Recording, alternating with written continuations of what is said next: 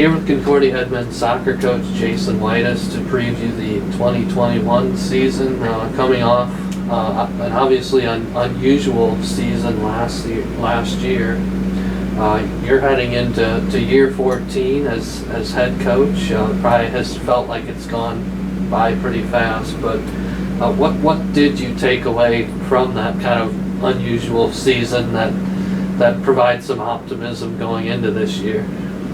I mean, I think it shows that our student athletes are very adaptable and they're very resilient, as so many people here on campus were. And I guess we were at the core just thankful for the opportunity that we had, knowing that other teams didn't have some of the opportunities we had. But I think that we just learned the resiliency of the guys, and whether it was a makeup, reschedule, dealing with different protocols and social distancing and masking and all that stuff. I guess I was pretty pleased or proud of our guys and how they followed that and then put ourselves in the best position to still compete with all COVID and all this stuff going on. And I think we're in a fortunate position to be able to do so. But I think we still evaluated the same we do any other season, and we had goals and we went after to achieve those, and some of those we hit, some of those we fell short of. And I think though it was unique in so many ways,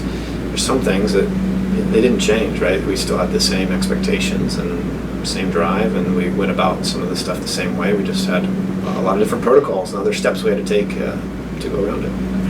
Well, you have a number of players returning that wouldn't have had this opportunity this year if not for being granted that extra COVID year, I guess you could call it. But what does their return kind of say about them and for this program that they want to continue to be a part of this? Yeah, well, I mean, I guess they like it here. We're excited to have those guys back. I think we've got maybe 3 guys that are returning for kind of their COVID-related year, and they were, I think, important pieces to what we've had over the years, and whether it was last year and years past. And so they'll play obviously an important role within the team in so many ways, but even in terms of leadership and just their kind of seniority, it's great to have those guys. But we're thrilled to get them back. I mean, not too often you get a chance for a player to be there for 5 years, and too often their senior year, it's kind of that first semester and then they're done for that second semester, where we're just getting to be around these guys for that much longer and continue to build those relationships. So they're well-liked guys within the team, so I think they were certainly welcomed back with open arms. Beyond just what they add to our team in terms of their ability, they're good teammates and good guys to have. Well, you'll always have some newcomers that make an impact, but I think you could just about put out a starting 11 of guys that returned and be very competitive with that. But how does this, you mentioned some of that veteran leadership, but how does this group kind of compare to past teams you've had in terms of having so many veterans? Yeah, I think we've been fortunate to have some veterans at times, but this is probably a few more than we normally have. And I think there's some good leadership within the team and guys with great experience. And you're right, we didn't lose too many guys from last year, so we returned the bulk of our team.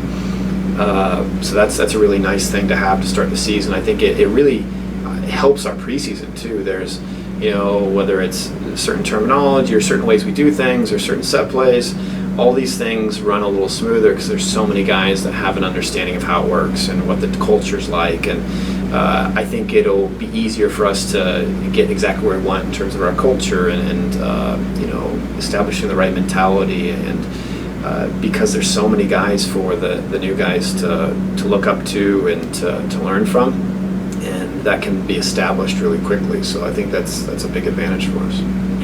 It's become almost a given with your program that you're going to win at least 10 games and you're going to be competitive within the GPAC. Not that that's a guarantee anyways, but you said it, I'll take it. What do you think maybe makes the difference though between being kind of right at that 10-win level and then being a team that's really has a special season?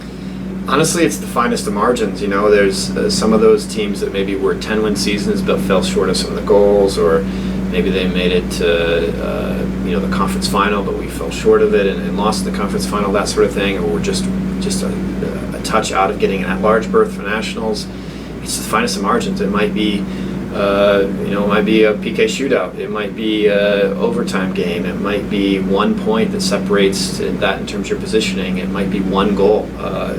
So it's all the little details. So we really try to focus on all those details throughout the year, and certainly have the overarching goal, but it's all the little details that help us get there. So it's really the finest of margins that will separate those truly great seasons from the ones that you're just like, yeah, this was a good season, but we just didn't quite get where we wanted to.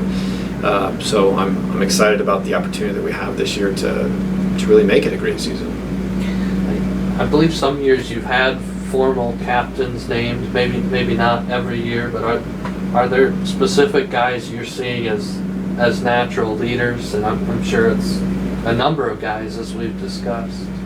Yeah, honestly, I'm going to miss out on some names here because we've got a lot of leaders that either through their experiences here or maybe they have been here for a short amount of time have really shown some great leadership ability. But we returned both of our captains from last year with Joao and Decker. We're probably in a maybe unique position in that usually there's some changeover periodically within your captains because you have graduation. Well, Joao is one of those guys that was back for another year. That initially, if it weren't for COVID, he would have graduated or he did graduate. So we might have a new captain in there. So it's different in that we have already that stability and we're not having to figure those out. But those guys would be the first to tell you they're not the only two leaders within the team. We've got a lot of leaders, whether it's Callum Goldsmith or Carlos O'Keys or Fetty or there's just so many. The list goes on and on and on in terms of I think guys that provide some leadership ability, and we really encourage our guys to lead within your own skin. Be genuine in your leadership, and you don't have to be some cookie cutter type of leader. And I think our guys have really embraced that. And there's a lot of returners who do a great job of being leaders. Just from a production standpoint, I know there's been quite a few years where the goals are spread around a lot. Is there anyone you feel like could be a potential breakout goal scorer for this team? Yeah, I'm intrigued to see who that person is, honestly. I'm not much for predictions at this point, but I think that there's several guys that you can see the hunger, you can see that they've been working hard. I know like Isaiah Shattuck's been kind of right on that cusp of I think an opportunity to have a kind of a breakout season. But we kind of really preach to our guys, yeah, we want that for you individually. If that's something you want, let's hopefully we can accomplish it. But at the end of the day, if you don't score the 15 goals and someone else does, and who cares? It's really what our team's doing. But I think there's some young guys too, we're interested to see how they can, if they can have a breakout season like Martin Herrera or Yassine Bessayi or some other guys that have been here before even that are returning that I think are poised to have some big seasons. But I don't know who and when who that person will be, but I think there's several guys that could do that. And I think I could really see us being a team similar to in the maybe recent years where there isn't just one guy that teams have to key on. We're going to be scoring from this position and that position. Hopefully we have multiple guys with 5+ goals and a team that has 15, 16 different people on the score sheet. So I think we're likely to be that type of team again. And maybe just like last year where we had some success of this guy might pop up and have a hat trick and this guy might score a couple goals. And I think we're probably well positioned to do that again this year. You wanted to bring up one game from last year in the spring. You played the team that ended up winning the national championship, and you were within one goal of them, tied, I believe, pretty late in that game. Do you talk about things like that with your guys, and as just as an example of how maybe you're close to being at a pretty high level? Yeah, we talk about that. I think we're a team that's capable of competing with anybody, and no matter how good we become or think we can get to, there's always going to be someone that's better, like no matter how much talent we have. So we're going to run into someone that's better than us on paper, but we've got to be able to outperform them on the field and still get results, even if a team is more talented than us. So we talk about that, and I think last year was a perfect example with a narrow loss to the eventual national champion. It was tied until the 85th minute or something like that, and they scored a late one to win it. I think it did show our guys that we really truly compete with anybody. I think they knew that, but it's different when that's the national champion and really can kind of look at that as, we weren't miles off of being able to get something out of that game, and I like our chances against anybody if we have the right mentality. You mentioned there's a few fifth-year guys on your roster, and I'm sure it'll be that way with some of your opponents too. I mean, how do you expect that could impact the competition both within the GPAC and nationally? I think it's going to make it even more competitive. I do know that there's other teams even within our conference and nationally that obviously are going to have seniors back or return for that COVID-related year. So competition even within teams is going to be tough for playing time, and there are going to be some great veterans and experience. And so I expect great competition not only within the GPAC but nationally, and I just think you're probably going to see even a slightly higher standard of soccer than we normally see within the NAI, and I think we already see a really high standard within the NAI overall. So I'm expecting it to be really top-notch this year, and ultimately for you to succeed both within the conference and the GPAC or nationally, you're going to have to be really good.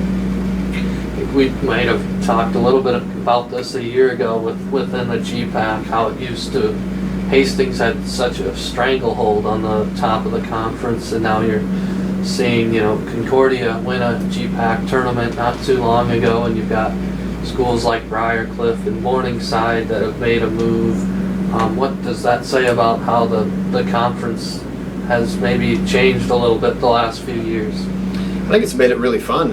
Every single game you show up to, you're in for a battle, and it's almost maybe 10 years ago it was, there's these 1 or 2 or 3 games that kind of felt like it's a conference final or it had that type of intensity, and now it's, so many of the conference games kind of have that feel of, this is, even though it's a regular season game, it's for competing for first place, competing for second place, competing for, it just feels like a conference final over and over. And I think that one that prepares us well to compete against those teams and to know that we could succeed. If we can succeed within conference, I think we can succeed nationally. But it's made it fun, and I do think that the overall depth the conference has increased over the years, and I would expect this year to continue to increase that depth and more teams to really be very competitive within the conference. And quickly, I know as we record this, you've had a few practices. I'm sure it's been nice to have things maybe be a little bit more normal, but how do you compare where things are at in this preseason compared to a year ago from that perspective? Yeah, I think it is different than last year in that, I think last year we were heading into this, there were just so many changes and so many unknowns. Certainly we were masked and we were distanced and we had daily screening, and there were just a lot more protocols in place, and fortunately we're in a position to have still some protocols but not near as many, and it's certainly nice. It's nice to get back to that normalcy, both for us as a coaching staff, everybody on campus, but I think our student athletes are really enjoying that as well. But I think it was just some of the unknowns. When we entered preseason, there was, will we get through our season? Will nationals and playoffs, will they be here, or will it get moved? And what happens when a team can't play? And there's just so many unknowns over the course of last year that we were constantly in that kind of, to see what tomorrow brings sort of mentality. And now there's still unknowns, of course, but I think we have a better grasp of what it would look like and what changes could happen.